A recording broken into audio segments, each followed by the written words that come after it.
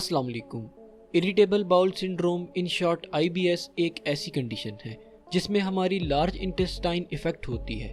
हमारी large intestine, जिसे colon भी कहा जाता है, हमारे डाइजेस्टिव सिस्टम का आखिरी हिस्सा होती है।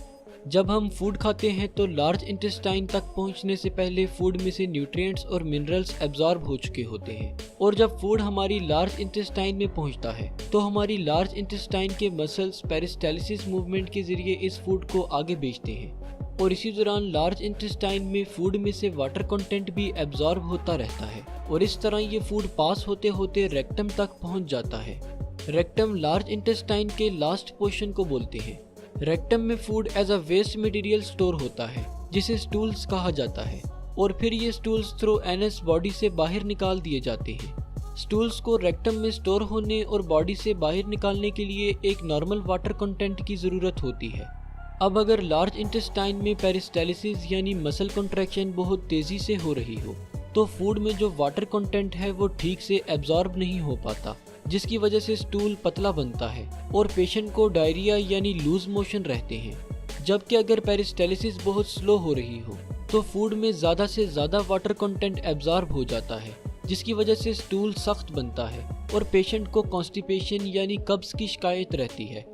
इरिटेबल बाउल सिंड्रोम के पेशेंट को या तो डायरिया या फिर कॉन्स्टिपेशन की शिकायत रहती है, या फिर कुछ मरीजों को ये दोनों कंडीशंस वक्फे से रहती हैं। इसके अलावा IBS के मरीजों में स्टमक क्रैम्प, गैस और ब्लोटिंग भी देखने को मिलती है। IBS की बहुत सारी कॉजेस हो सकती हैं, जैसा कि ज़्यादातर केसेस में लार्ज इंटेस्टाइन के मसल्स को कॉन्ट्रैक्ट करवाने वाली नर्व्स में कोई मसला होता है, जिसकी वजह से ब्रेन और लार्ज इंटेस्टाइन में प्रॉपर कनेक्शन नहीं रहता, जिसकी वजह से पेरिस्टालिसिस मूवमेंट डिस्टर्ब रहती है। इसके अलावा स्ट्रेस, एंजाइटी और एबनॉर्मल फूड हैबिट्स या फिर कोई इंटेस्टाइनल इन्फेक्शन भी IBS कॉज कर सकता है।